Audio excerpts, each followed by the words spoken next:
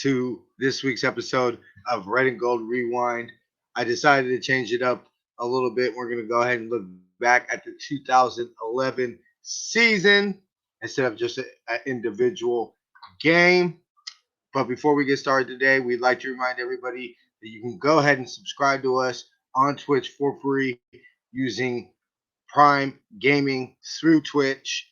All you have to do is be an Amazon Prime member, and you can go ahead and subscribe to the channel for free and really help the channel out.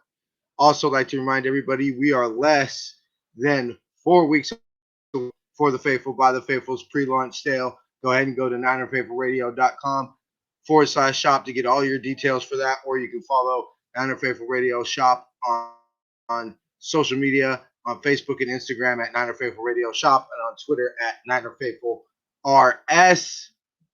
You can go ahead and use our affiliate link when you shop on 49ers.com, shop49ers.com to purchase anything there as well as help out the show. It doesn't cost you any more money. The affiliate link will be available in the description of this podcast and video. Make sure you go to ninerfaithfulradio.com to check out all previous episodes of all our shows and our previous interviews and some blogs we got going over there, which, by the way, we are looking for writers. Go ahead and email me at ninerfaithfulradio.com if you're interested, or ninerfaithfulradio@gmail.com if you are interested.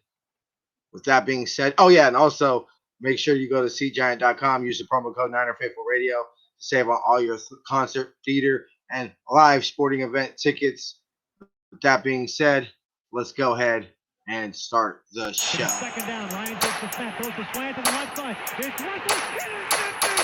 The 49ers pick it, and Navarro Bowman is redemption! Navarro Bowman running it all the way for the touchdown! No greater redemption than a man's seat.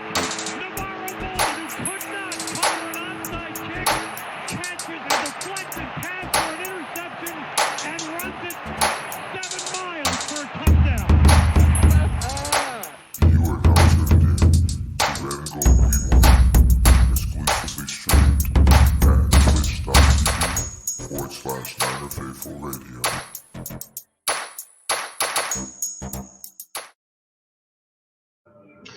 All right, so let's go ahead and get started into it. Now, we all know, of course, how the 2011 season would end losing in the NFC Championship game to Eli Manning and the New York Football Giants.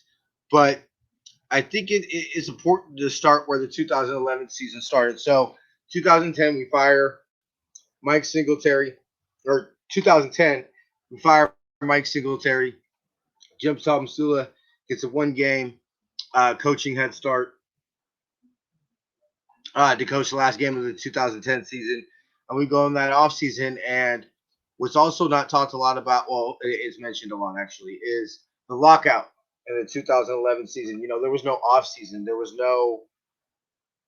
no off season. They didn't even know if they were going to have training camp, if there was going to be a season, how long the lockout would go, and all that.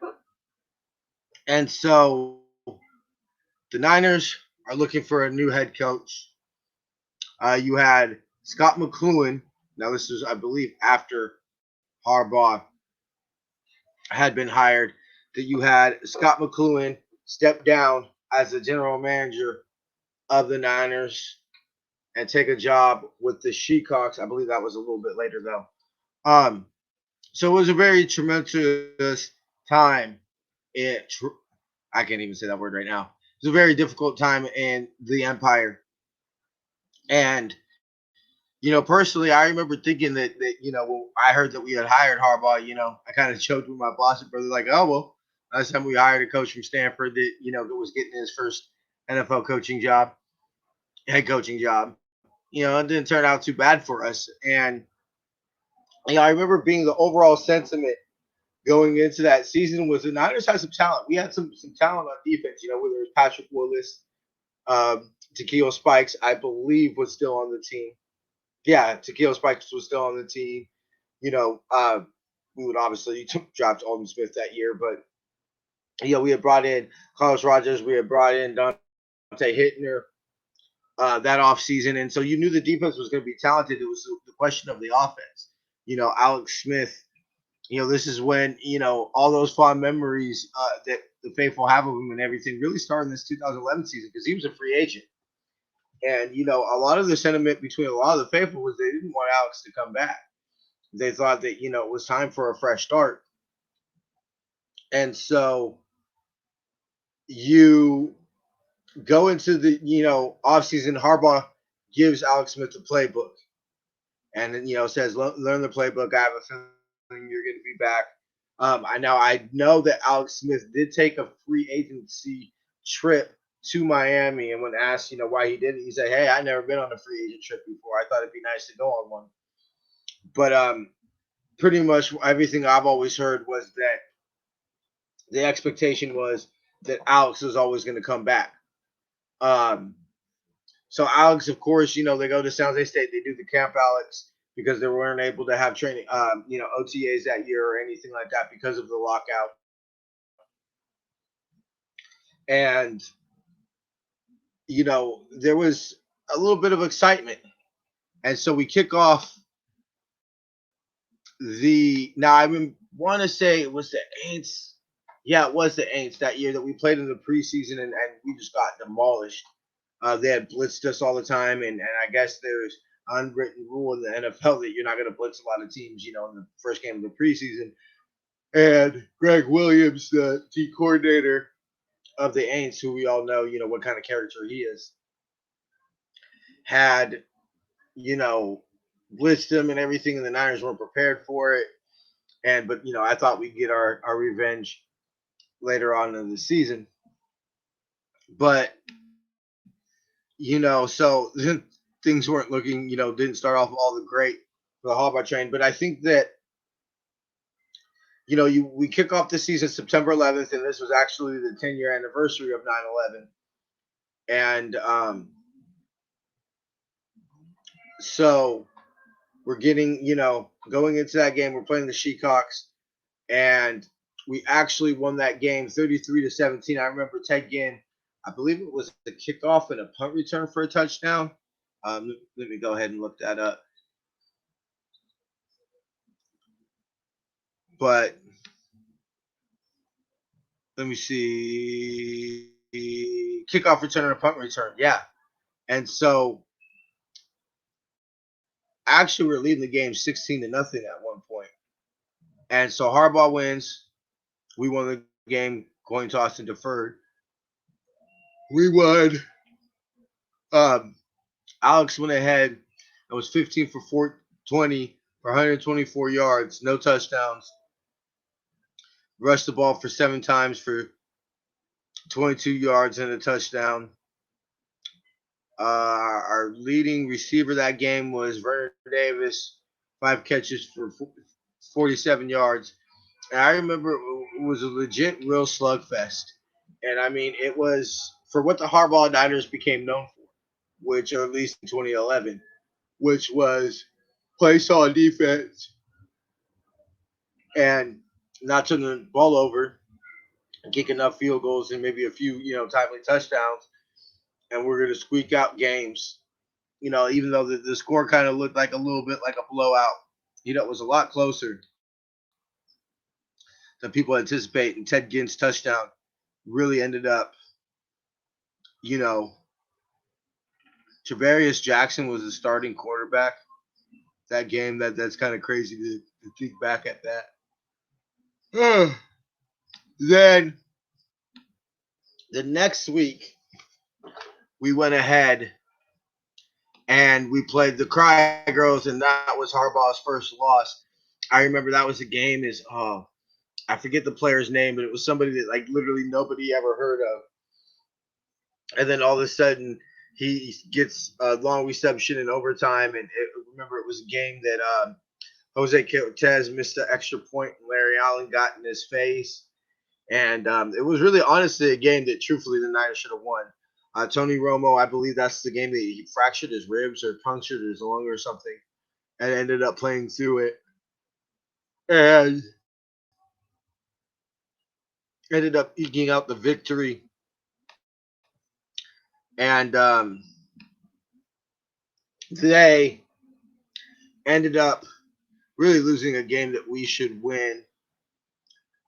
And then we went ahead and went on to week 3 at Cincinnati Bengals, a game we won 13-8. It was at Cincy. Actually, don't particularly remember this one, but let's go ahead and check out a little bit of the box score. Excuse me, it's a rough weekend, y'all. Um, Alex Smith was 10 of 30 for 201 yards, with no touchdowns yet again, no rushing touchdowns. Kendall Hunter scored the team's only touchdown, at least on offense. Did we score a defensive touchdown? No, we did not score a defensive touchdown. So there was literally only one touchdown in the game. When it came in the fourth quarter, let me see, box score. Oh, they actually are up 3-0 for a lot of that game. It wasn't until 3 minutes and 33 seconds left in the third quarter that we actually ended up tying it. And then we added, they took the lead back. Then we scored the touchdown. There was a defensive holding call, took him back. That made it 10-0. And then David Akers added a 53-yard field goal with 2 minutes and 21 seconds left to ice the game for the most part. And that was Justin Smith. I believe that was his first return to Cincy since he left as a free agent. And that was definitely a defensive performance. What did we hold? I think I remember us holding the Bengals to something ridiculous. They only had 14 down. They had 20 rushes for 79 yards. Had 17 attempts for 32 passing for 157 yards and 2 picks. Sacked 8 times. Wow, Alex Smith was sacked 5 times. They only had a net 149 passing yards, a total 228 yards. Lost 101 fumbles. We had it's a horrible penalized game. We had 12 penalties for 70 yards. That's horrible. We're only 5 of 15 on third down, but since he was 1 for 10, we outpossessed them. That seemed like a very hardball game. Who got our picks? Let's see. Let me see. Where is it? Carlos Rogers got one. Reggie Smith got one. That was it. Oh yeah, it was for 2 picks.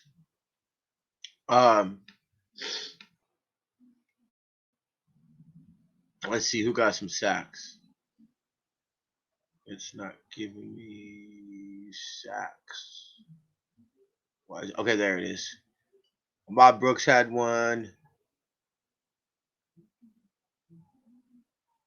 Wow, we only had 1 sack during the game. I thought we had more. But Ahmad Brooks had the only sack against Cincinnati. So the Philadelphia Eagles. Now this is an interesting game. You know what? Matter of fact,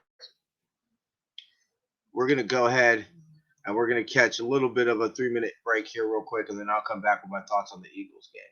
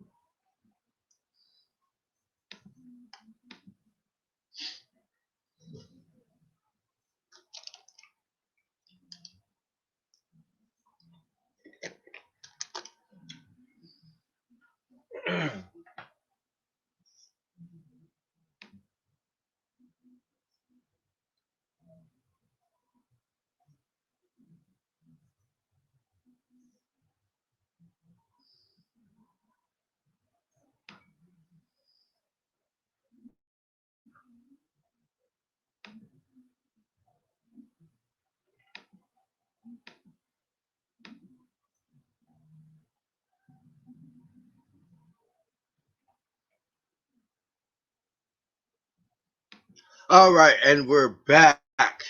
So, the thought about the Eagles game. Now, a lot of y'all might not remember, but the Eagles are supposed to be the team that year. And so, going into that game, oh, wait, I clicked on the wrong thing. I meant to click on the box score. Going into that game, they were thought to be the team. And they were actually end up 1-2. Now, as we all know, the game didn't start off that great for the Niners, and we were down 20-3. What? We were down 7-0, then 10-3, 13-3, 20-3, 23-3 at about 9 minutes and 30 seconds left in the third quarter. You know, they had Michael Vick on that team. I believe Deshaun Jackson was like a rookie or something like that. I mean, that team was pretty loaded on paper. Yeah, right there at 9:34, they took a 23-3 lead, and it was, a 4-play drive. It was Josh Morgan, man. There's a name for you. I remember I had his autograph. For a 30-yard touchdown from Alex Smith that really started the comeback. And then, all of a sudden, it's 23-17, and we're back up in this thing. And then the Niners forced a 3-and-out, well, 4-and-out, it looks like. And, oh, no, never mind. It got the first down. They missed a 39-yard field goal, and that really allowed the Niners to stay in the game, even though we punt.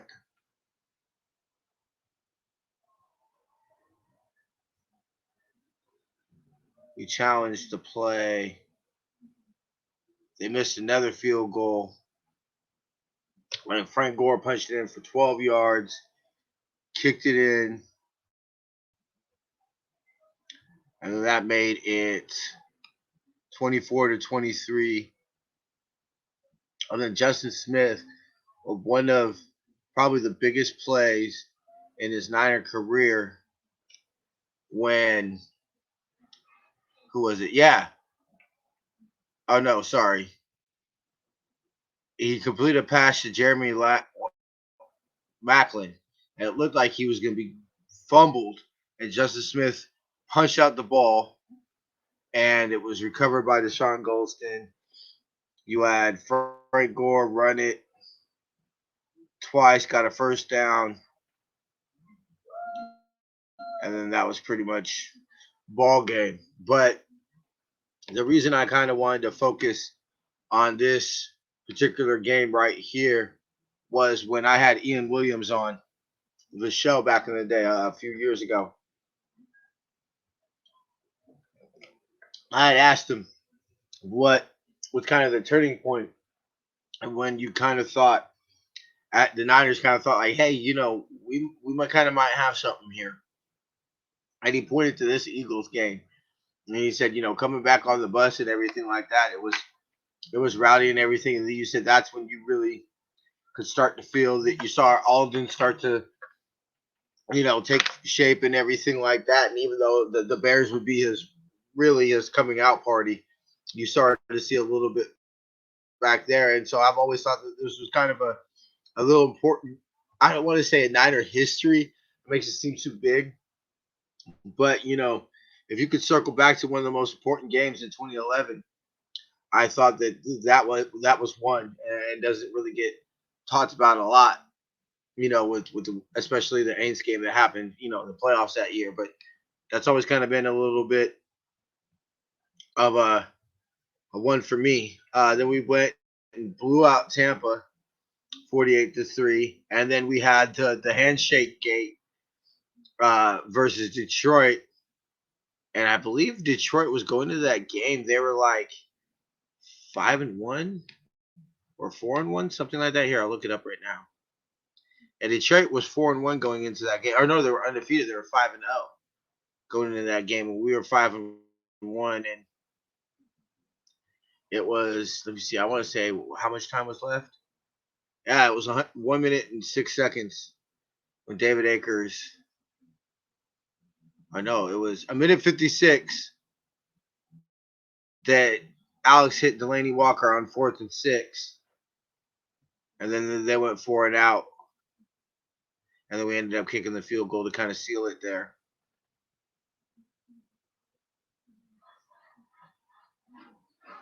Yeah, and that was one of you just knew Harbaugh was a different type of cat after that game, and we'll just leave it at that.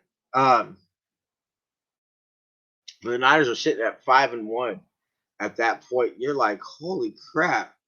Like, this is, and what it wasn't like 2019. It was, and we're gonna talk about this a little bit on Faithful Talk tomorrow. You had, the list that came out recently with. We're gonna go ahead and take actually a quick commercial break right now.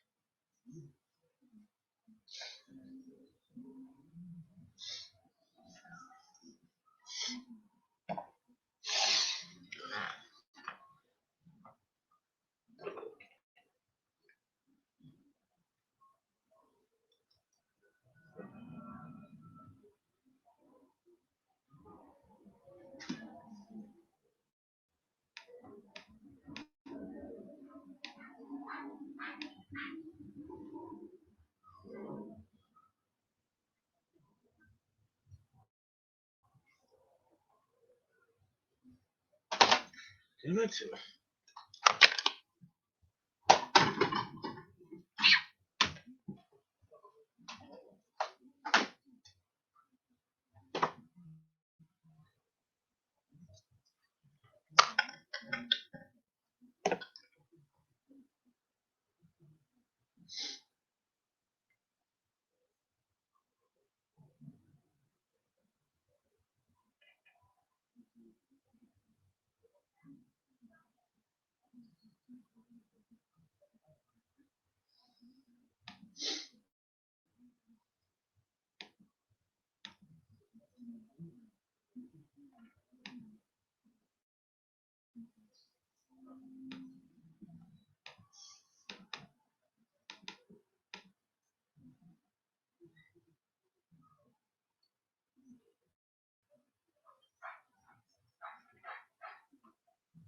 All right, we're back. When you're watching kittens and they're trying to get outside, you gotta stop and grab them. Hopefully that doesn't happen again. Sorry about that, y'all. But yeah, so after we had played Detroit, we went to the bye week, and I mean the Niners were 5-1, and you were starting to feel that this could kind of be a little bit of a special season. And then we go and play Cleveland, and I was actually at this game.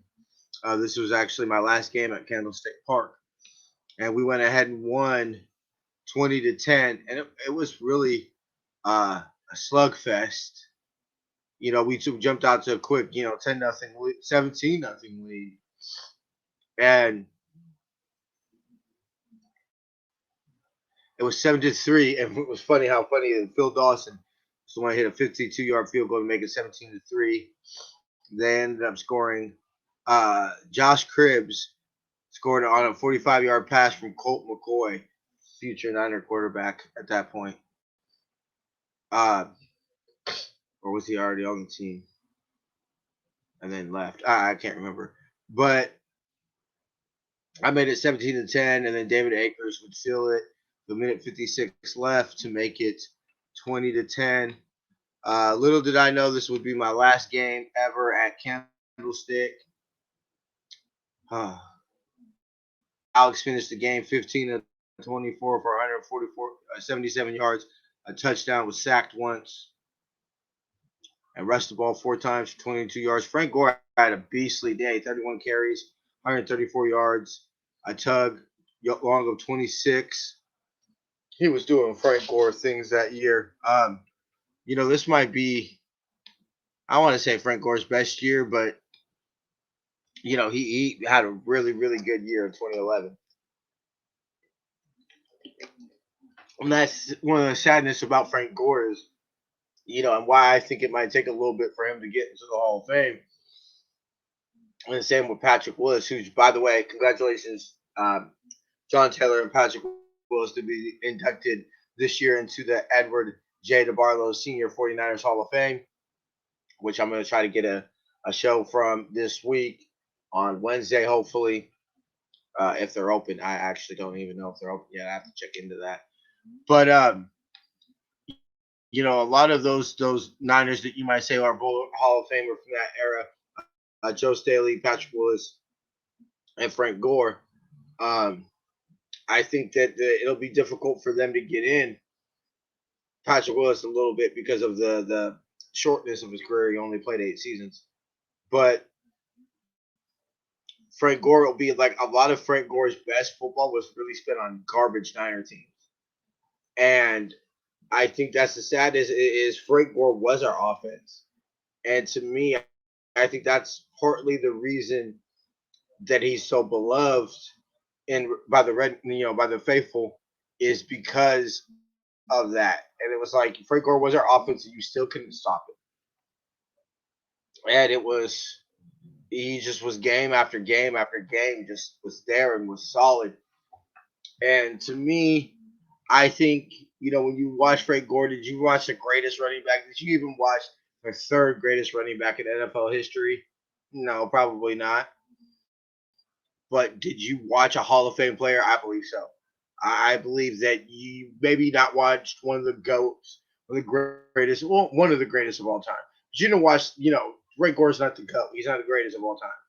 But he's a GOAT. He's one of the greatest of all time.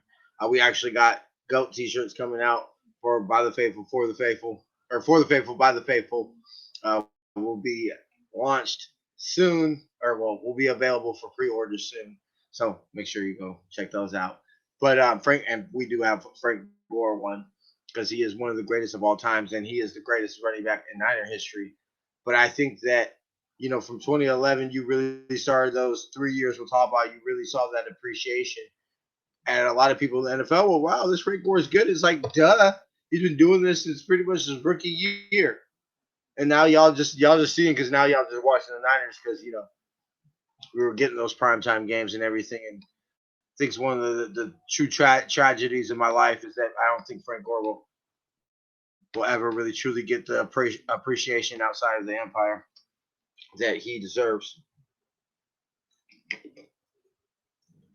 Next week we played Washington, known as the Redskins at that time.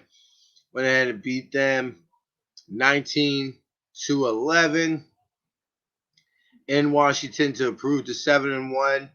And this was another lightweight sneaky game that ended up being real important when it came to, later into the playoffs.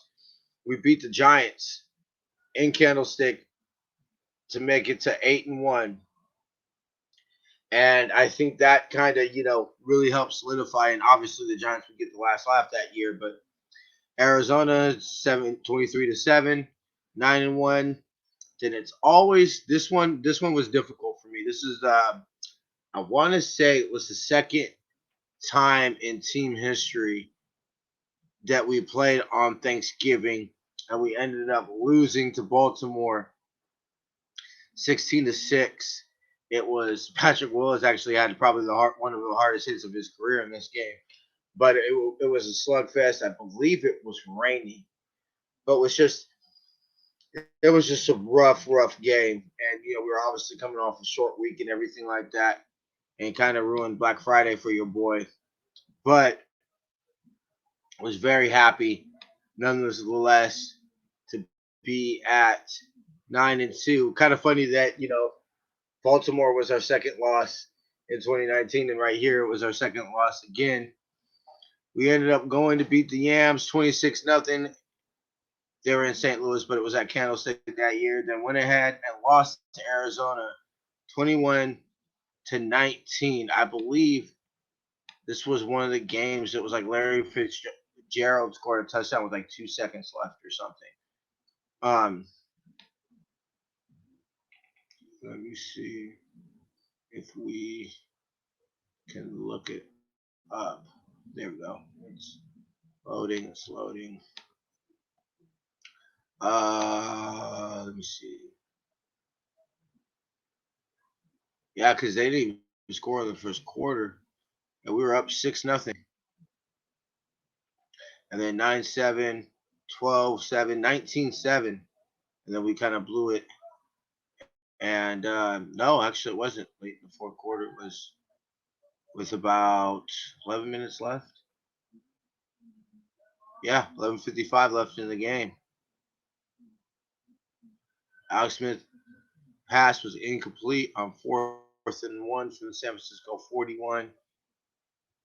Josh Skelton was the Cardinals quarterback back then. So there we were, but we would not lose for the rest of the year until the NFC Championship game. We would finish out Pittsburgh, which was the night that the lights went out, to be 11-3. We did that 20-3. Would sweep the Seahawks, beating them 19-17 in Seattle, and then finish the year by beating the Yams 34-27. Finish the year 13-3, division champions. We obviously went over the Aints game, and we're not going to talk about what happened in the NFC Championship game. But that 2011, when I believe that was Harbaugh's birthday, it was December 24th of 2011, was the last time we would win in Seattle until 2019.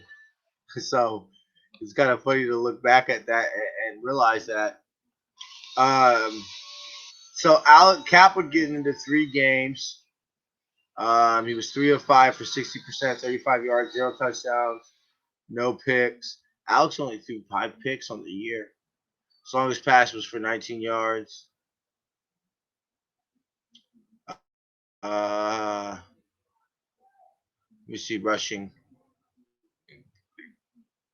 Did Cap take off rushing that year? Let me see. Cap had 2 rushing attempts for -2 yards, as long was -1. Crabtree actually ran the ball once. Leading receiver. Sorry about the noise. I'm working on the fence next door. Apologize about that, y'all.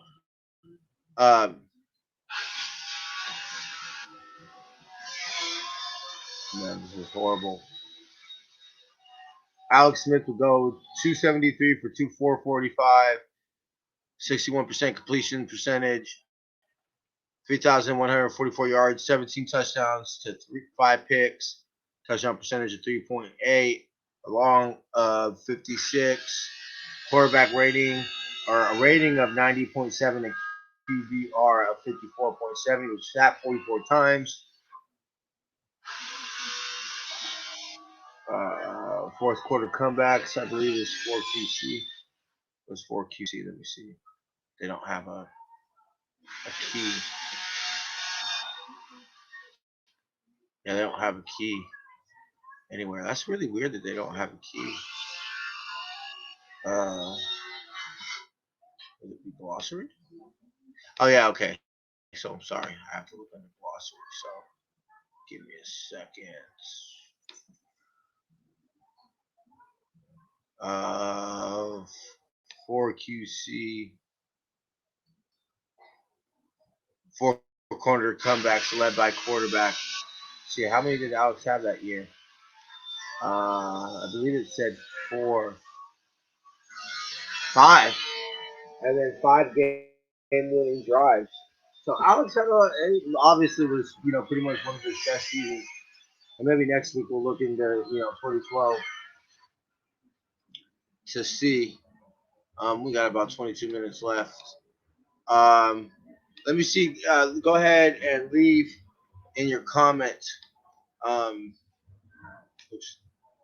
Let me go ahead and leave in your comments what you think of the 2011 season.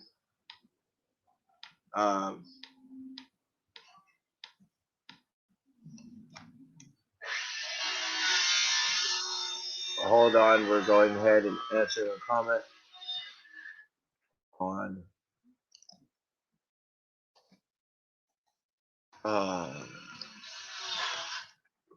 this is why I need a producer.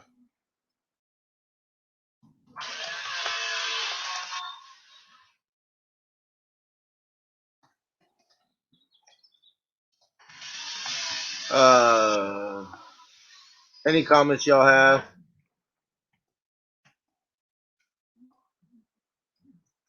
Give everybody a chance. See if we get any comments.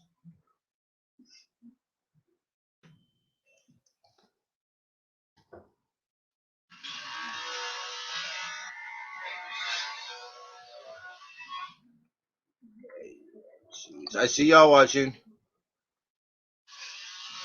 Go ahead and comment.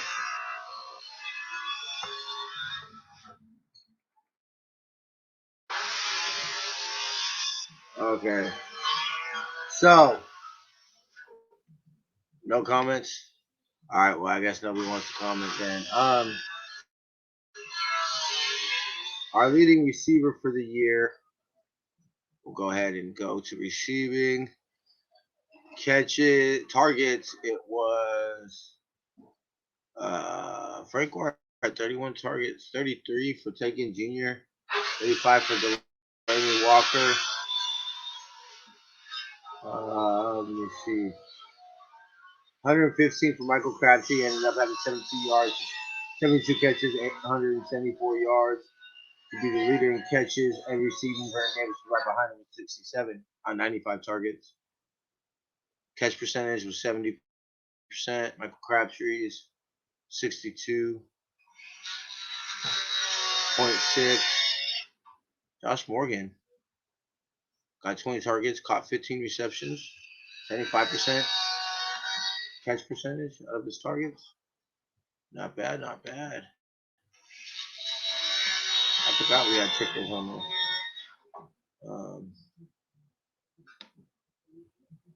Let's see. You can follow us on Twitter, YouTube, Twitch,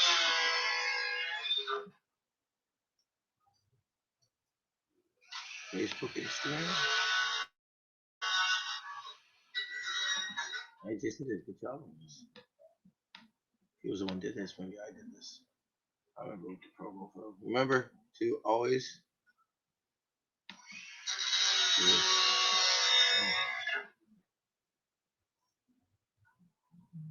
Uh,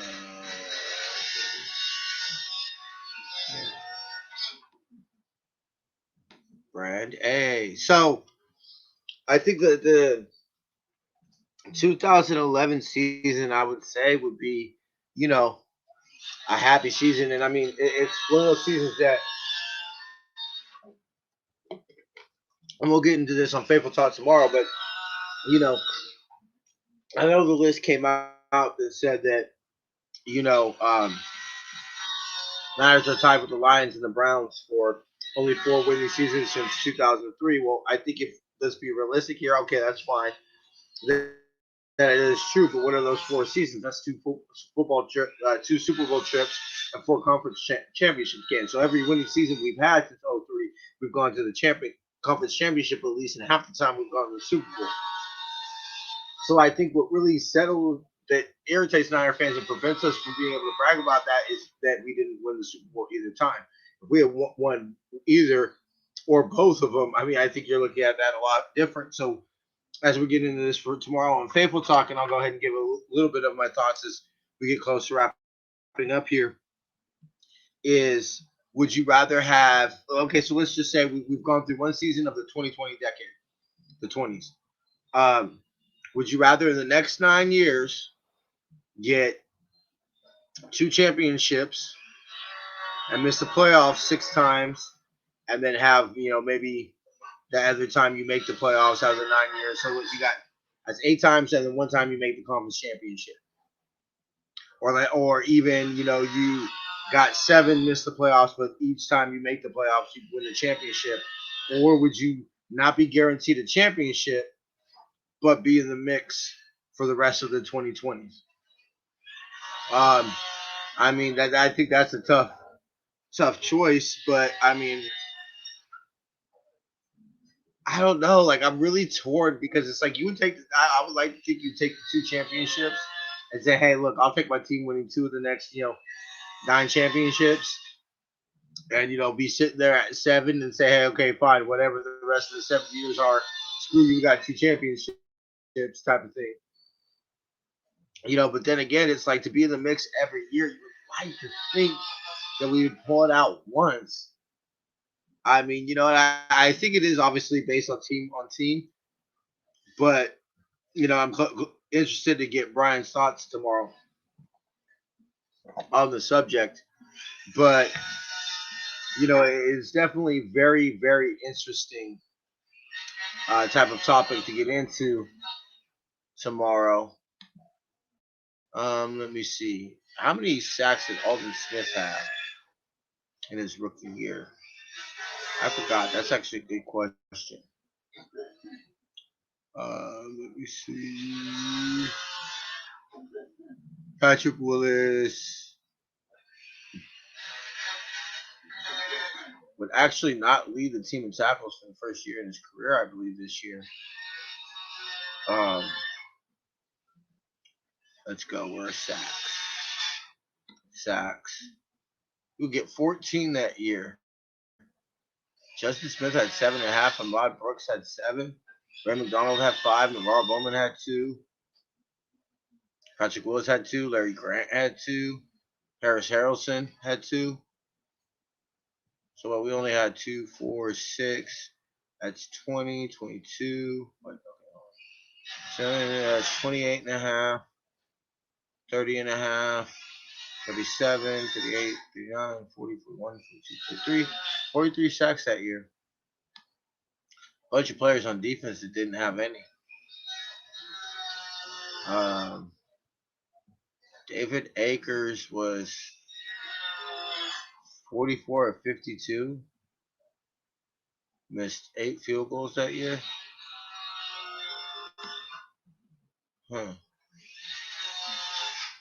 Touchdown log.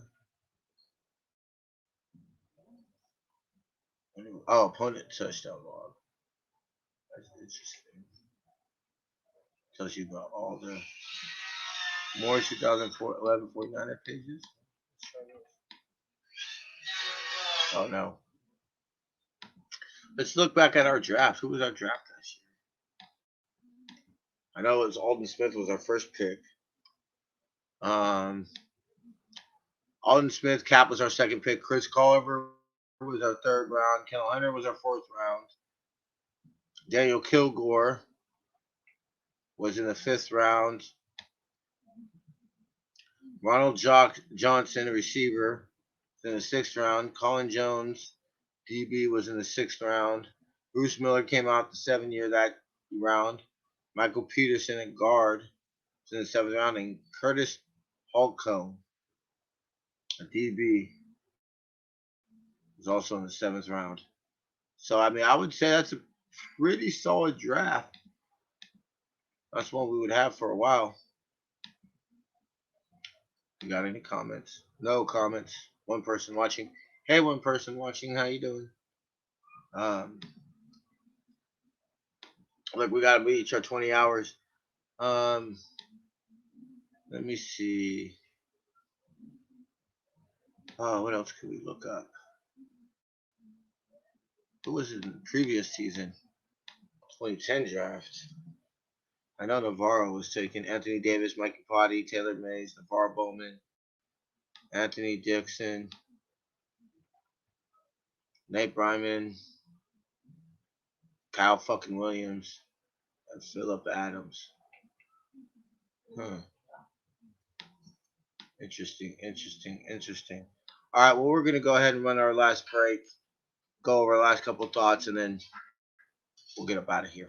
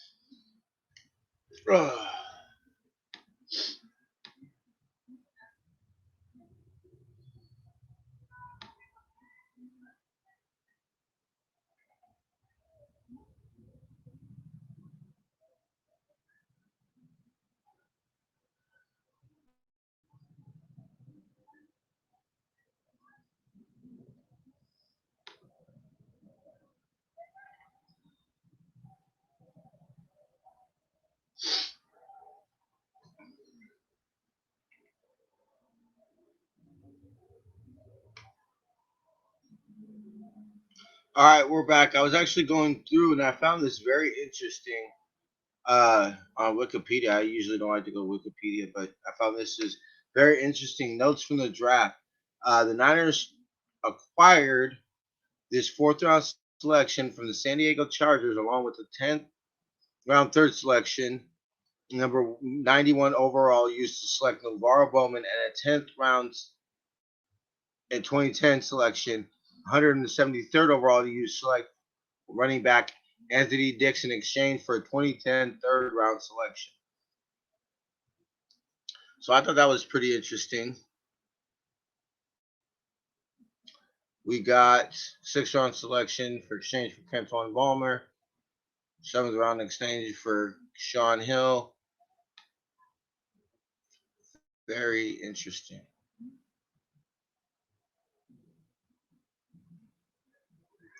Um, so it says right here, Bulky was hired first, and then January 7th is when we hired Harbaugh, according to Wikipedia. Takeo Spikes was actually not on that team. He left a free agent that year. It's interesting. We brought in Manny Lawson that year, Beryl Franklin that year, brought in Ray McDonald. Uh, yeah, that was pretty much Tony Raggi. I remember him center. Lost him to the Yams. David Boss, we lost that year to the Giants. I remember that. January 7th, 2011, hired to be not Harbaugh was the 18th coach, so I mean Samsula was the 19th. Chip Kelly would be the 20th. Kyle Shanahan would be the 21st head coach in Niner history. I believe would be that's it. Because I believe even the couple times we had coaches finish up the season, Tom Sula eventually became coach, and Singletary eventually became coach. And those are the only two people I remember, taking over for a coach through a game. We go ahead and got 5 more minutes left here on the show. Any last comments you want to leave on the 2011 season? Go ahead and drop them in the comments. Give you a few moments to see if we get any of those. Oh, can't wait. Tomorrow's show, I think is going to be pretty exciting. I'm hungry. We'll make some food after the show. Can't wait. Maybe some cheese sticks or some chicken alfredo. That sounds good. Let's see. Last couple notes. Didn't see any comments. Final roster. Scott Tolzien kept 2 fullbacks on the team that year. Only kept 4 receivers, 3 tight ends. Charlo Rochelle. I was saying just that we only kept. Alex Boone was a backup tackle. Demetrius Dobbs. I remember him. Ricky Jean Francois. Ray McDonald, Justin Smith, Isaac Sopowaga. Oh, Pro Bowlers that year. They also had that. Hold on, where was it? Where was it? Oh, Frank Gore, Joe Staley, Justin Smith, Patrick Willis, Carlos Rogers, Deshaun Golston, Andy Lee, David Akers, and Brian Jennings. All pro. First team, Patrick Willis, Navarro Bowman, Justin Smith, David Akers, Andy Lee. Second team was Carlos Rogers and Justin Smith. I'm assuming he made first team probably at the end, second team probably at tackle, or vice versa, something along those lines. Ugh. Biggest takeaway from the 2011 season, man, I thought the Niners were back. I really did. I thought it was going to be a special year that year. Oh man, you couldn't tell me we weren't going to lose the NFC Championship game, man.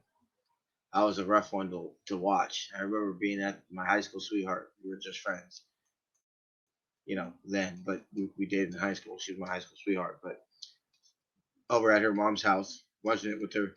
Her dad actually wasn't. Stepdad wasn't watching with us. He was in their room, but he was a Giants fan, and so, but he actually really didn't talk any smack or anything after the game, which I think helped for healing those wounds. But I think that's when you realize that sometimes, man, I don't want to say the best team in football all year round, but I thought that we were the most consistent team. I thought we had a good formula to win the championship. Just shows how good, and that roster was kind of stacked. Showed you how good you have to be to legitimately win a championship. And what if Kyle fucking Williams just simply holds on to the ball? I think Justin Smith goes way more appreciated in either history. Everybody forgets about his sack, but it was actually a Justin Smith sack that led to the punt that Kyle fucking Williams fumbled and cost us the NFC Championship game. But all right, I think we'll go ahead and end it right there and remind everybody to not only go to twitch.tv/NinerFaithful Radio to catch the live streams of all our shows, but also to make sure that you subscribe, especially for free, with Amazon Prime. I'm going to go ahead and... Okay, I got game. We're going to go ahead and rate his channel. Make sure to do that for the faithful, by the faithful. Pre-launch sales coming July 30th. Go to NinerFaithfulRadio.com/shop for more details. Check out all our interviews and previous episodes at NinerFaithfulRadio.com. Follow us on social media, on Twitter and on Facebook and Instagram. It's at Niner Faithful Radio. And on Twitter, it's at NinerFaithfulR. Make sure to use our affiliate link when you shop at shop49ers.com. It'll be available in the description of this video. So, we'd also like to thank everybody for tuning in. Special shout out goes to the team. Y'all work very, very, very hard. I appreciate y'all. Let me see. We got 48 more seconds. 46, 45. All right. Also, we're going to be going to Niner Faithful Radio shop, social media. We're going to be launching our designs and then give you all sneak peeks of the designs you can see there.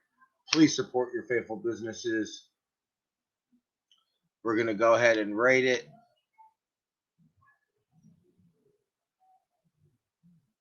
Hopefully we did. Okay, yeah, we did rate it. All right. 10 seconds. 9. We're going to go ahead and get up out of here.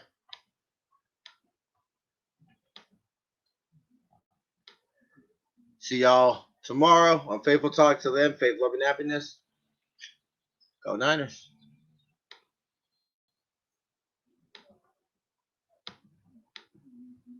So we'll play.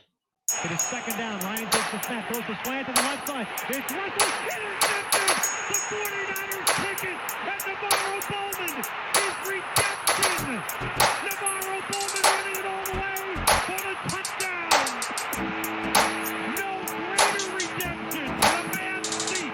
Navarro Bowman, who could not cover an onside kick, catches a deflected pass for an interception and runs it 7 miles for a touchdown. You are now tuned in to Red and Gold Rewind,